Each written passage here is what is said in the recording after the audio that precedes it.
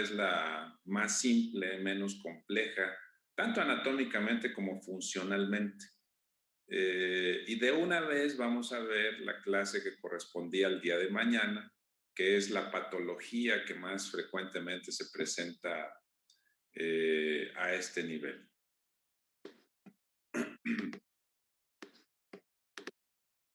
Esta imagen la habíamos visto el día de ayer, nos ilustra el piso anterior de la base del cráneo, donde descansa el lóbulo frontal, el piso medio, donde descansa el lóbulo temporal, y nos muestra también aquí la tienda del cerebelo, o tentorio, como también se le conoce.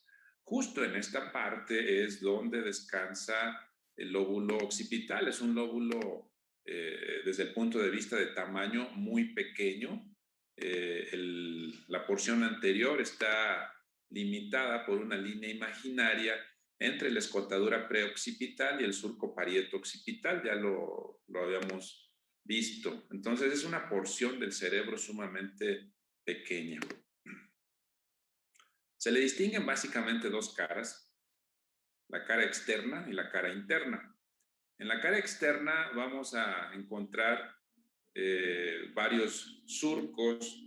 Sin embargo, de una vez les digo que estos surcos son anectantes, es decir, no son comunes encontrarlos en todas las personas.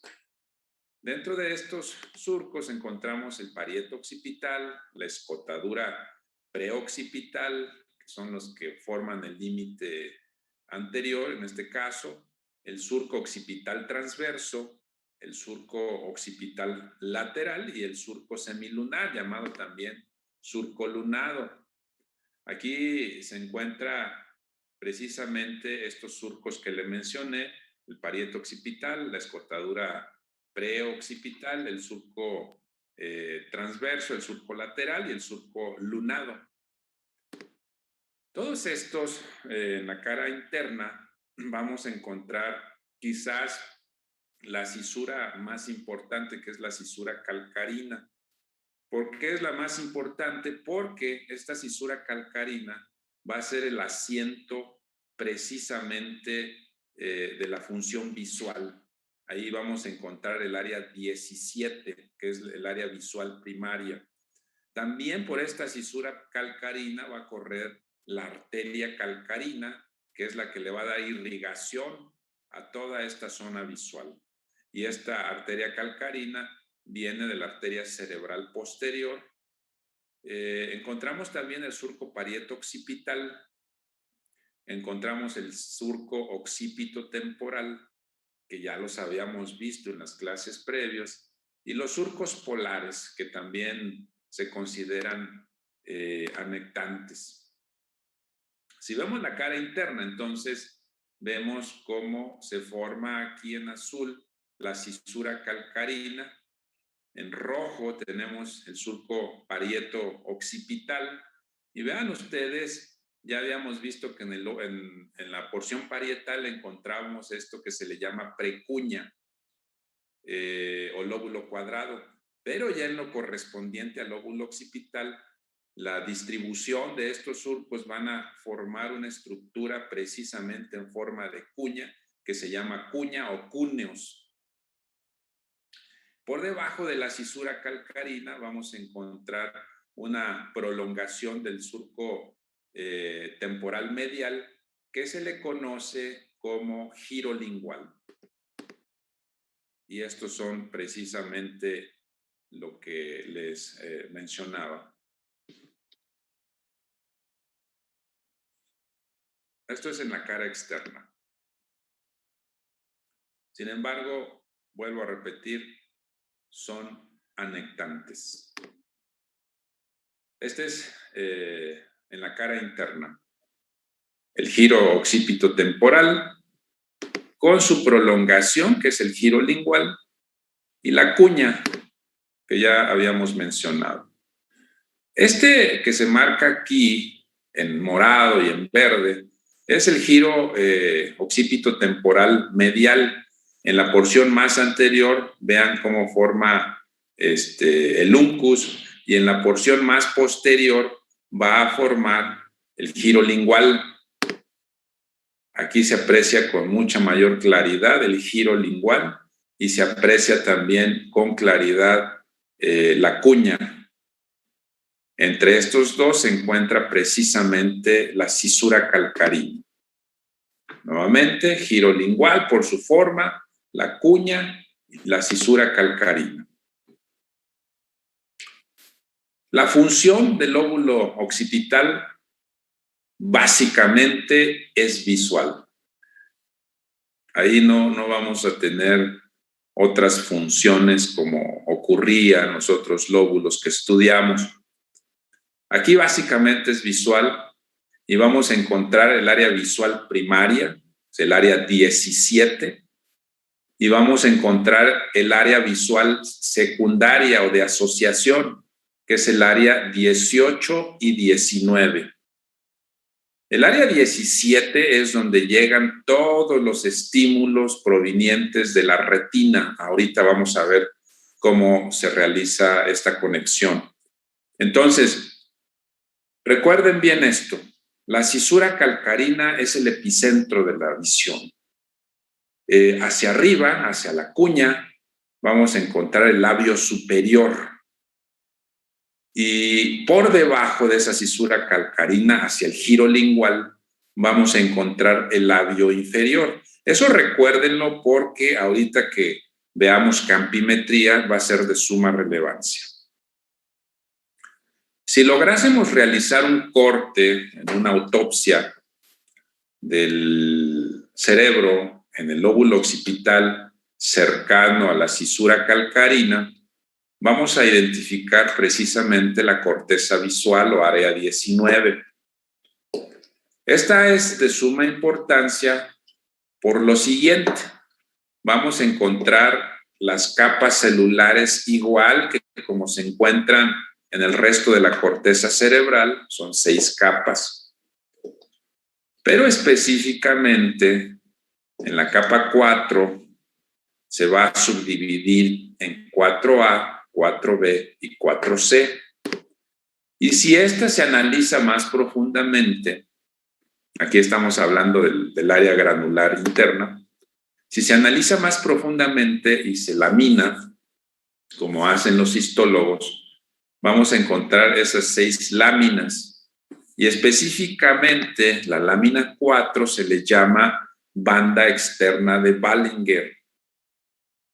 Este es importante porque cuando se tiñe con el método de Golgi, se alcanza a apreciar por la cantidad de células granulares una línea precisamente en la capa externa de Ballinger que se le llama línea de Gennari. Por las características histológicas se le llama también área estriada, pero es precisamente por la línea de Gennari. Este es un corte precisamente con la tinción de Golgi. Vean ustedes donde se encuentra la flecha grande amarilla, es la cisura calcarina. Vean la profundidad. Pero la corteza, desde el labio superior hasta el labio inferior, de estrella verde a estrella verde, se sigue una línea de células que forman una capa estriada en el área 4 y se le llama precisamente a esto la línea de Gennari. Y así se le llama la corteza estriada. En algunos libros van a encontrarlo así, ya ustedes van a saber que corresponde precisamente al área 17 o área visual. En esta tinción, con un aumento más al microscopio, se observan incluso la línea de Gennari y la subdivisión de la capa 4, 4A, 4B y 4C que habíamos mencionado. Todo esto para decirles entonces que el área 17 se le llama también zona o área estriada. Y en los áreas 18 y 19 son áreas de asociación visual. Se le llama también áreas extraestriadas. Hasta ahí creo que todo vamos entendiendo bien. Entonces, el área 17 o área visual primaria se encuentra a ambos lados de la cisura calcarina. Labio superior, que corresponde a la cuña, labio inferior, que corresponde al giro lingual. Y esto va a ser de suma relevancia porque todas las fibras visuales están organizadas de una manera especial.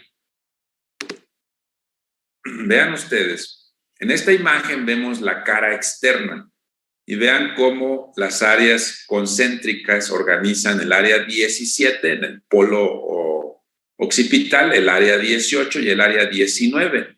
Específicamente estas áreas de asociación 18 y 19, vean ustedes qué tan cercanas están del área 39, la zona angular, y del área 40, supramarginal, que comentábamos en clases previas, que eran de suma importancia para leer, para generar imágenes visuales en el cerebro, y sus conexiones muy cercanas también con el área de Wernicke.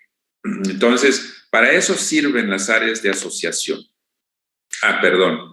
Y en la cara interna, vean ustedes, aquí en el área 17 correspondería precisamente a la presencia de la cisura calcarina, hacia arriba el área 18 y 19, y hacia abajo también el área 18 y 19. Bueno, esto ya lo habíamos visto. Algo muy importante que deben conocer aquí es la vía visual. Ayer vimos la vía auditiva. Ahora vamos a revisar en qué consiste la vía visual.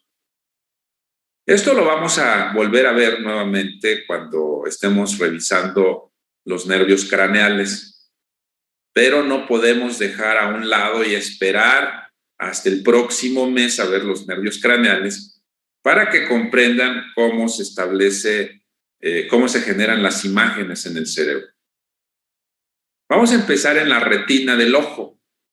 La retina, recuerden ustedes, se encuentra en la parte más posterior del ojo y ahí se encuentran unas células fotorreceptoras que se llaman conos y bastones.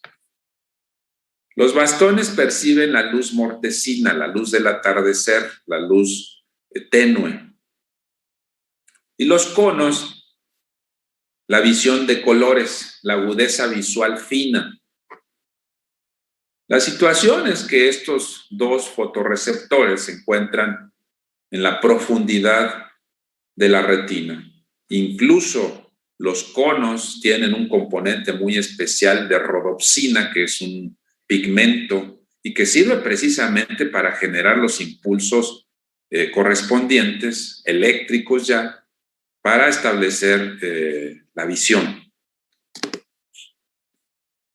Estos conos y bastones se encuentran en la profundidad de la retina y de ahí hacia la superficie encontramos las células bipolares, las células ganglionares, y estas células ganglionares van a generar axones que van a converger al disco óptico y van a formar el nervio óptico. Entonces, no se me vayan a confundir. Esta imagen está al revés. Esta es la porción más profunda de la retina y en la porción más profunda se encuentran los conos y bastones, más superficial las células bipolares y más superficial aún las células ganglionares que forman el nervio óptico. Entonces, para que la luz y las imágenes lleguen hasta los conos y los bastones, deben atravesar todas estas capas celulares. Pues bien, una vez que se forma el nervio óptico, aquí lo apreciamos dentro de la órbita, este va a salir a nivel del piso medio, en lo que se le llama canal óptico, cerca del ala menor del esfenoides. Y este nervio óptico se va a dividir en una porción medial de cada uno de los lados que se va a cruzar al lado contralateral y va a formar una estructura que se llama quiasma óptico. Aquí vemos un corte de la base del cerebro. Vemos seccionado aquí lo que corresponde al quiasma óptico y vemos también seccionado el tallo hipofisiario. En el módulo pasado, si más no recuerdo, revisaron precisamente el tema de tumores hipofisiarios. Cuando crece la hipófisis, lo primero que va a comprimir aquí es el quiasma óptico y entonces nos va a generar un síntoma muy clásico que se le llama hemianopsia bitemporal. Pero la hemianopsia bitemporal no es la única que existe. Entonces, ahorita vamos a revisar el resto de los defectos campimétricos. Hacia atrás ya no se llama nervio óptico, se llama cintilla óptica y va a darle la vuelta precisamente a los pedúnculos mesencefálicos y ahí se va a conectar con el área pretectal porque ahí se va a generar el reflejo pupilar en los núcleos de Edinger-Westphal. Y estos núcleos de Edinger-Westphal precisamente se conectan con el tercer nervio craneal, que es el que va a darle inervación a la pupila. Y entonces se va a generar el reflejo pupilar. Por eso, cuando ustedes exploran a un paciente que le ponen luz, van a notar cómo la pupila se contrae. Pero todo esto no es simple y sencillamente que la pupila se contraiga directamente, sino que tiene que pasar hasta la retina, por el nervio óptico, hasta la cintilla óptica y conectarse por el área pretectal con el tercer nervio craneal, que a su vez regresa a inervar a la pupila. La mayor parte de estas fibras nerviosas de la cintilla óptica van a llegar al cuerpo geniculado lateral. El cuerpo geniculado lateral corresponde al tálamo. Si recuerdan ustedes el día de ayer, la vía auditiva hacía escala en el cuerpo geniculado medial. Pues bien, la vía visual hace escala en el cuerpo geniculado lateral. Esta es otra imagen también del tallo cerebral, pero visto en forma posterior. Aquí vemos la cintilla óptica, cómo llega al cuerpo geniculado lateral. Este es posterior, cuerpo geniculado medial, relevo auditivo, cuerpo geniculado lateral, relevo visual. Cuando llega la vía visual al cuerpo geniculado lateral, entonces se va a dividir en una vía directa llamada radiaciones ópticas. Estas radiaciones ópticas van a ir hacia el área 17. Pero aquí es donde quiero que pongan mucha atención, porque estas radiaciones ópticas van específicamente al labio superior, es decir, a la porción superior de la cisura calcarina. Y el asa de Meyer, que es un arco que hacen las fibras ópticas y que pasan muy cercanas al lóbulo parietal y al lóbulo temporal, van a ir también al área 17, pero estas van a desembocar en el labio inferior, es decir, por debajo de la cisura calcarina.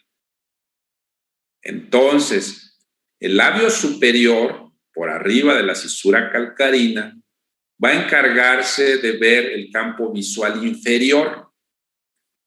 Y el labio inferior, por debajo de la cisura calcarina, va a encargarse de ver el campo visual superior, es decir, están invertidos. Y esto no es para ponerles a ustedes grado de dificultad en los exámenes, sino simple y sencillamente es la anatomía y la fisiología. Nuevamente, nervio óptico, quiasma óptico, cintilla óptica, cuerpo geniculado lateral, el haz genículo calcarino y el asa de Meyer. ¿Hasta ahí hay alguna duda?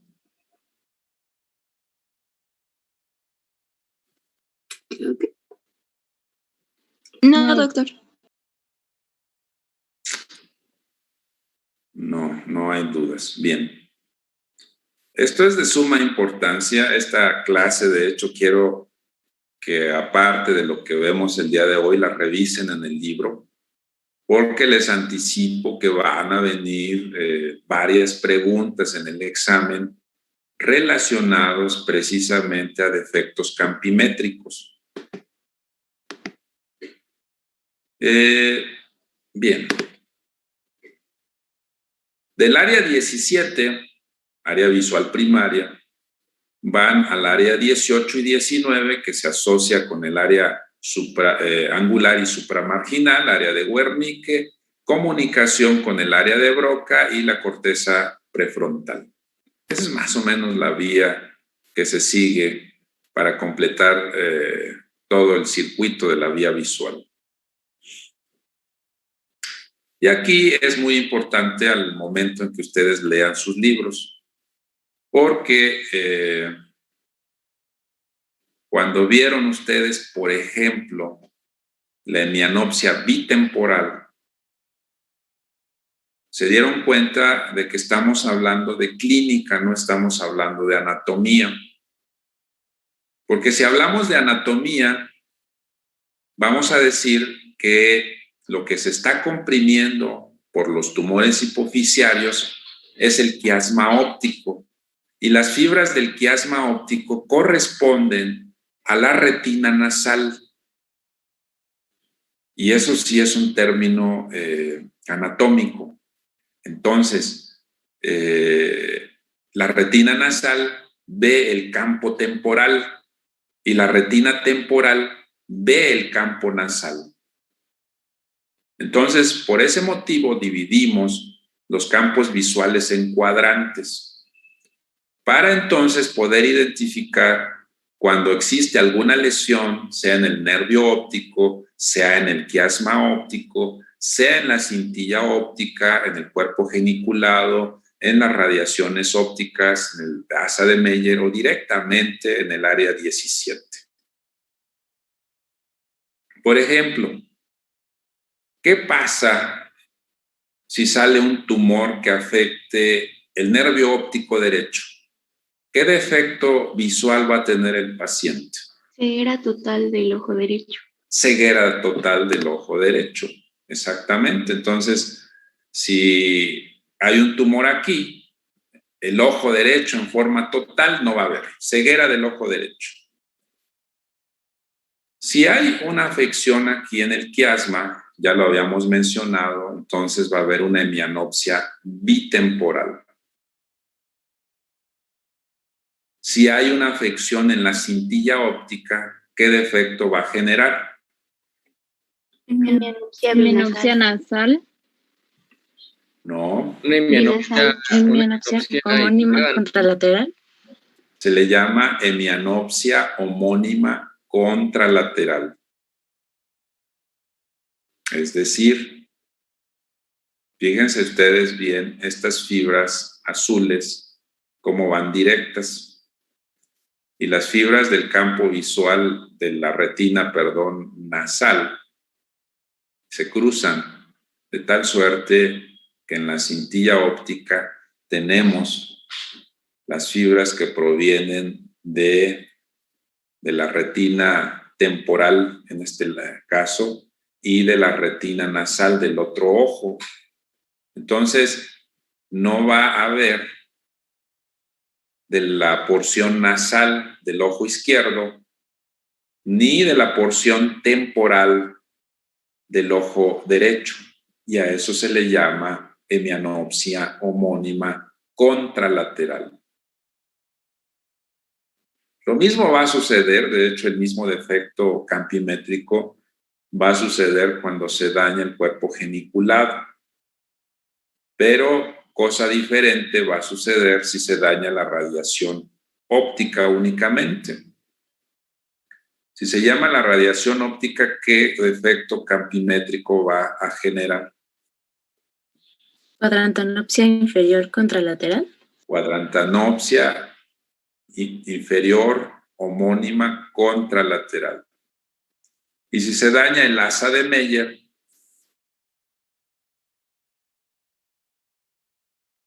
sería superior, cuadrante anopsia homónima superior, contralateral. Contralateral, exactamente. Eso es lo que quiero que comprendan, porque eso es todo. Lo más importante de esta clase es que comprendan la vía visual. Si se daña todo el lóbulo occipital izquierdo, ¿qué vamos a tener?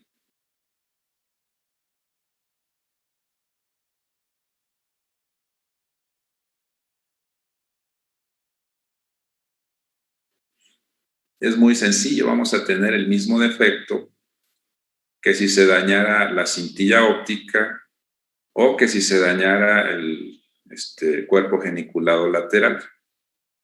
Es decir, vamos a tener también una hemianopsia homónima contralateral, porque ya llegaron todas las fibras acá al área 17. ¿Y ahí se respeta la mácula? No, no se respeta, están afectados. Por cierto, la mácula es la zona que tiene más concentración de conos y bastones. Es la visión más perfecta viene de ahí. Esta es otra imagen que nos da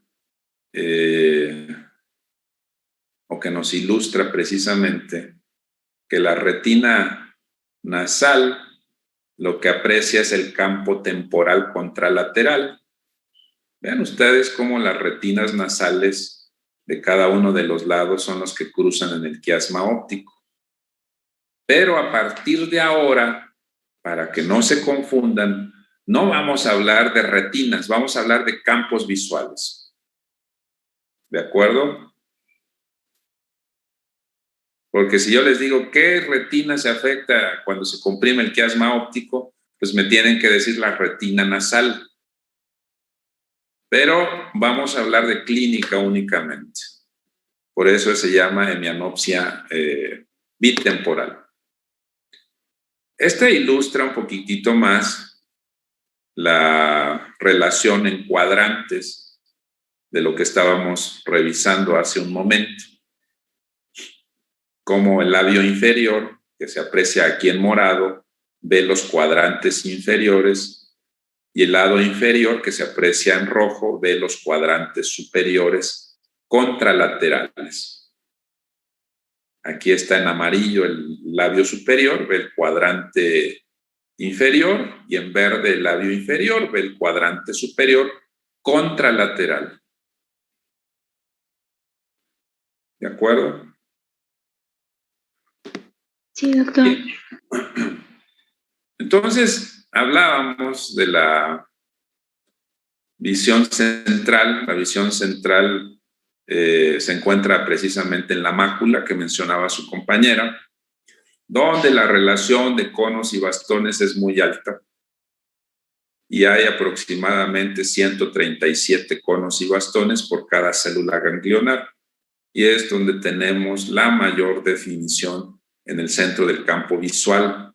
De hecho, las venas y las arterias de la retina dan un giro precisamente a la zona de la mácula.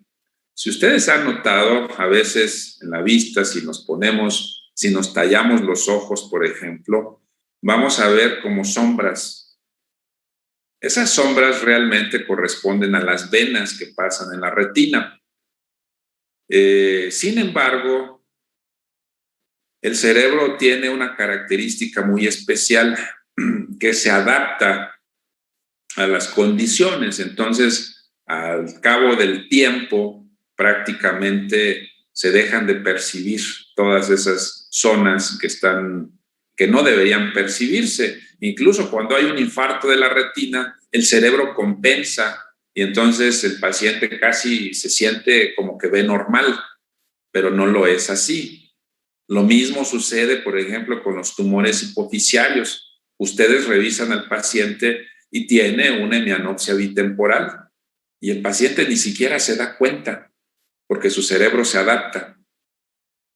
Se da cuenta quizás porque choca con las cosas. pero que él se dé cuenta que no ve en las porciones temporales, pues generalmente no sucede. Vean ustedes cómo las fibras dan vuelta a nivel de la mácula, y lo mismo sucede con las arterias y las venas. Si estuviéramos ahí en el Hotel Concord Lafayette en París, en el último piso, entonces veríamos la ciudad de esta forma, es una visión normal. Pero si tuviésemos un tumor hipoficiario, entonces se produce una hemianopsia bitemporal y se ve así. Si tuviésemos una afección bilateral de las dos cintillas ópticas en su cara externa, que es un defecto muy poco común, se produciría una hemianopsia binasal. Si tuviésemos una lesión de la cintilla óptica o del cuerpo geniculado lateral del lado izquierdo, teníamos una hemianopsia homónima contralateral. En este caso, vean ustedes cómo se afecta el campo nasal de un lado y el campo temporal del otro lado. O puede ser cuando se afecta el lado derecho, sucede esto. ¿Alguna duda hasta ahí?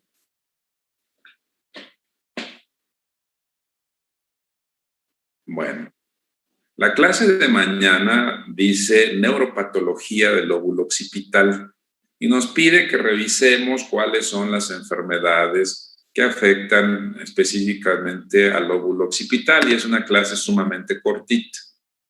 Las patologías que afectan al lóbulo occipital son los traumatismos cráneoencefálicos, la enfermedad vascular cerebral, que puede ser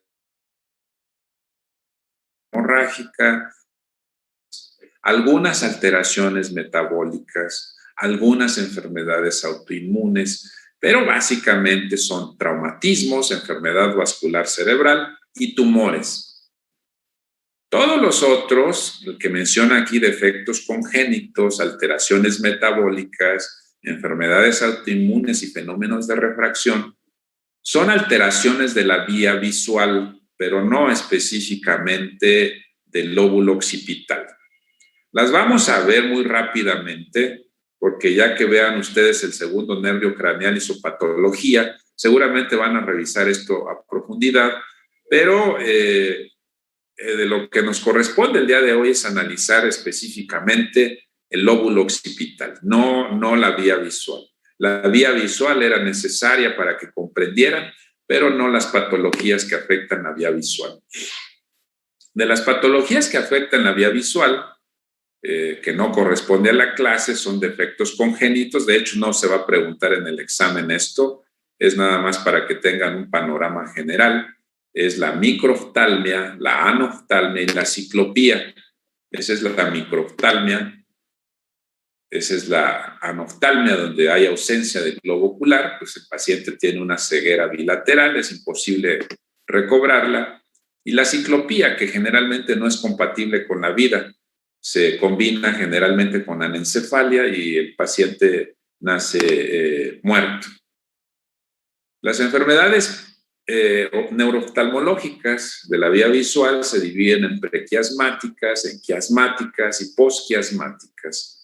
Las prequiasmáticas generalmente afectan al ojo, y dentro de las prequiasmáticas encontramos la enfermedad de disco óptico, como pueden ser las drusas, las fibras de mielina, los colobomas. Estos últimos generalmente son defectos congénitos que no producen defectos visuales. El papiledema, que se da en la hipertensión intracraneal, y la papilitis o neuritis óptica, que se da en algunos procesos infecciosos. Esas son las drusas que son proteínas, igual que las fibras de mielina, y son defectos que observamos al momento de explorar el fondo de ojo. Este es un coloboma congénito de iris. Vean ustedes cómo el iris no se ve circular, sino que tiene un defecto. En los pacientes con el síndrome de hipertensión intracraneal, y se parece mucho a la papilitis, nada más que en la papilitis se ven natillas y zonas inflamatorias.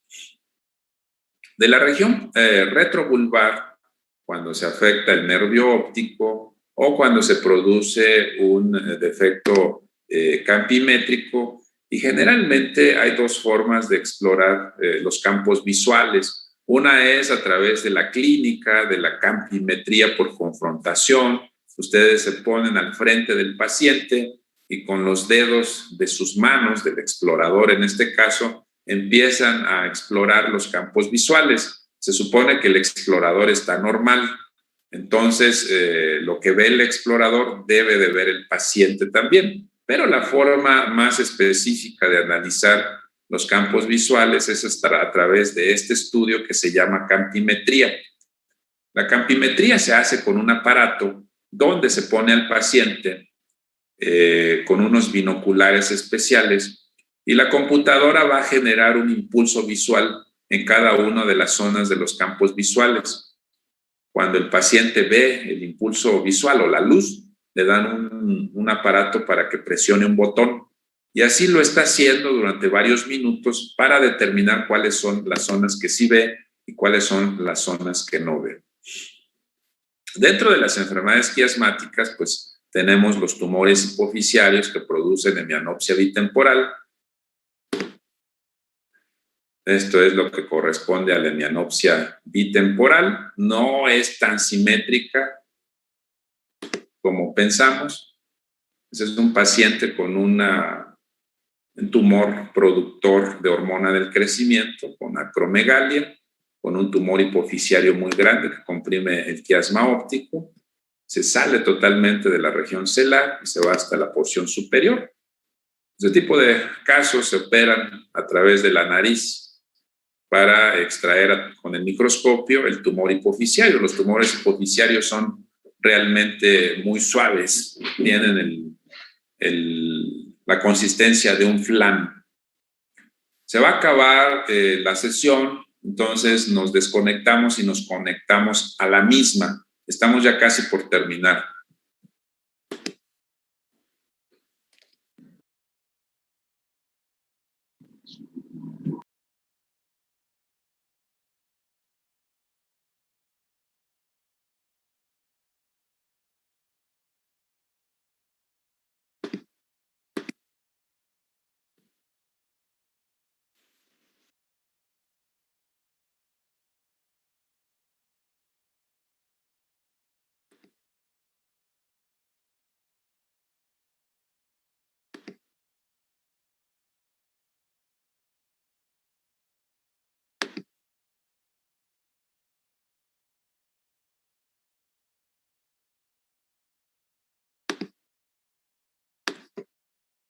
Bueno.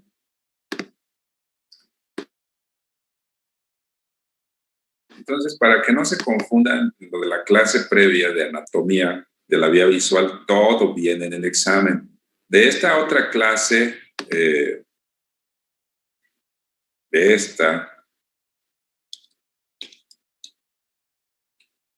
la patología del lóbulo occipital, les comentaba que estas primeras diapositivas no vienen en el examen, dado que no son patologías que afectan al lóbulo occipital, afectan realmente a la vía visual. Entonces no van a venir en el examen. Yo les voy a decir a partir de qué momento. ¿Sí? Entonces estas diapositivas no vienen en el examen, pero deben de saberlo por cultura general. ¿De acuerdo?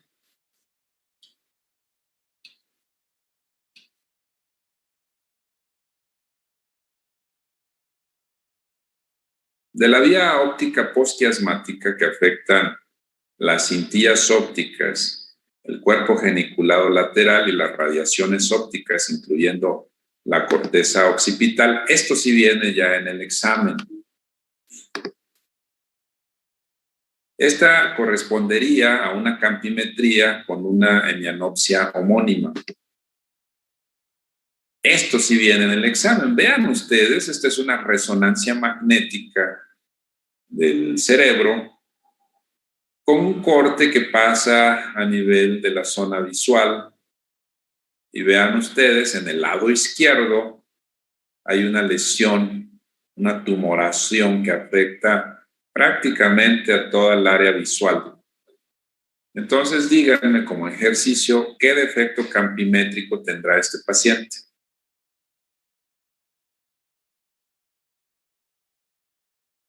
Desafección del lóbulo occipital. Hemianopsia homónima contralateral. Una hemianopsia homónima derecha. Muy bien. Es la misma resonancia, pero en la fase T2. Aquí se ve un poquito más clara la lesión. Este es otro paciente. Este es una tomografía. Este es un traumatismo. Tiene dos cosas. Tiene una hemorragia occipital izquierda. Tiene un hematoma subdural, frontal del lado izquierdo también. Vean ustedes cómo los ventrículos laterales están prácticamente colapsados y la línea media está desviada hacia el otro lado.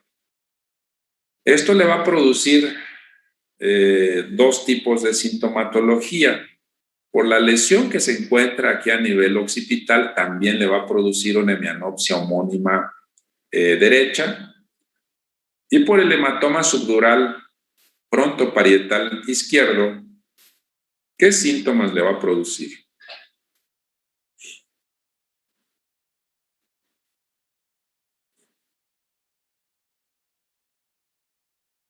Alguien que me diga.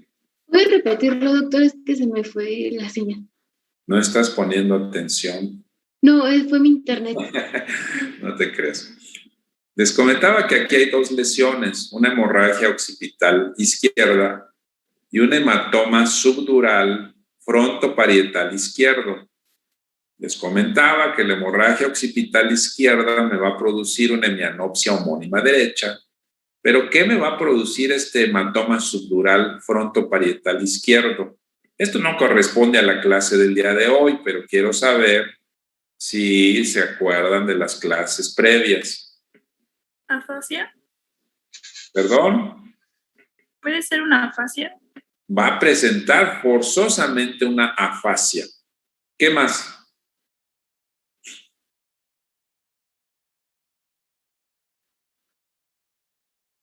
¿Qué más hay en el lóbulo frontal?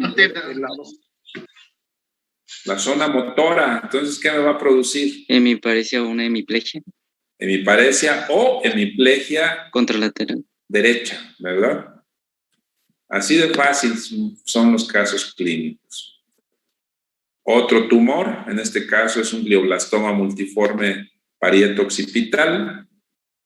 Otro tumor es un quiste, una resonancia con un quiste gigante que afecta no nada más a la región occipital, sino también a la región parietal. Por último, es una mujer de 48 años de edad que ingresa por cefalea intensa y vómito. La exploración muestra edema de papila y hemianopsia homónima izquierda. ¿Qué tiene la paciente? ¿O qué creen que tenga? Síndrome de hipertensión intracraneal. Ese es un síndrome de hipertensión intracraneal. Y por lo tanto, bueno, y tiene una hemianopsia homónima izquierda.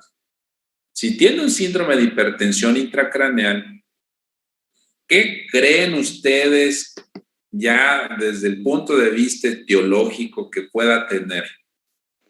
Un tumor. Un Un tumor, esa es una posibilidad, muy bien. ¿Qué más?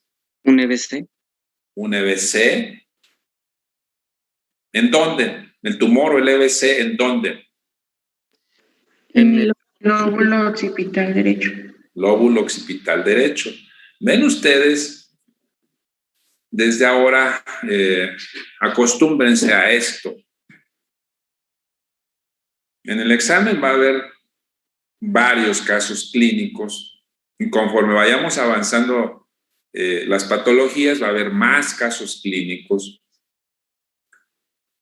Y no todos los casos clínicos son completos, ni aquí ni en el examen nacional.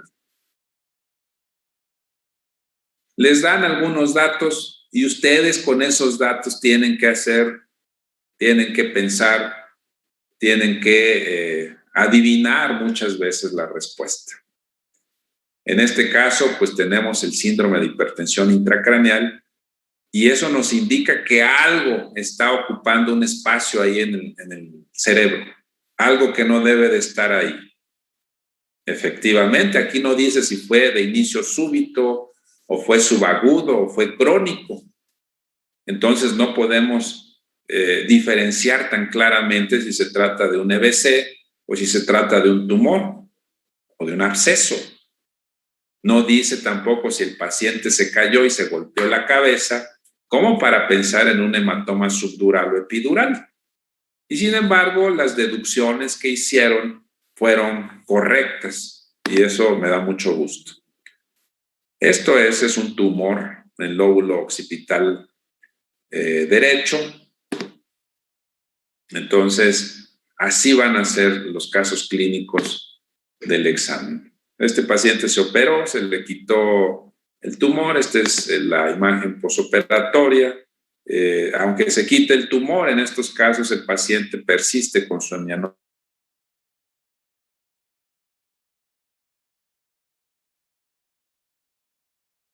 Y determinar la curación del paciente para que no vaya a tener extensión del tumor y muerte posteriormente. ¿Alguna duda?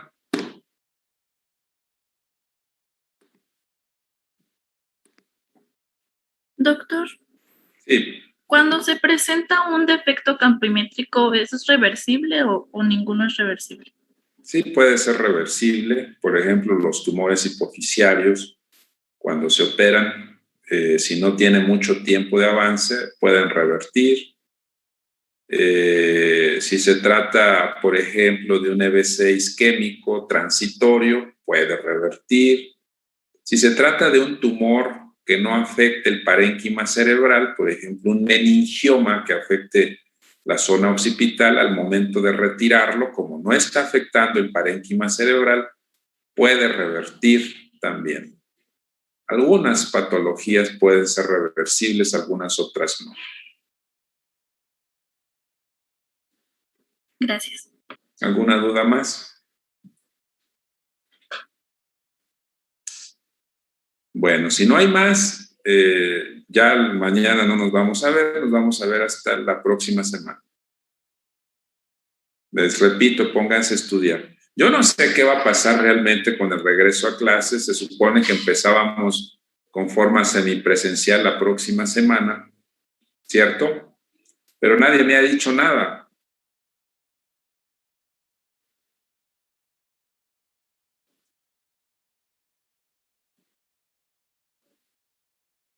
Bueno, pues entonces espero que me marquen también a mí, me digan cómo va a ser. Es muy probable que todo esto sea temporal. El gobierno no quiere creerlo, pero los contagios van al alza. Las muertes el día de ayer a nivel nacional superaron los 500. Entonces, como que las personas y el gobierno dicen que esto ya pasó y todavía no es tiempo. Entonces, sinceramente no sé qué va a suceder. Vamos a esperar para también corregir lo de los exámenes, pero hasta el día de hoy todavía son 3 exámenes. Lo que yo les puedo recomendar que es que no tengan miedo, si son 3, son 4 o 5, son realmente lo mismo. Si ustedes van estudiando día con día, no van a tener ninguna dificultad. ¿De acuerdo? Bien, nos vemos la próxima semana. Gracias. Gracias, Gracias, doctor. doctor. Buen día. Doctor.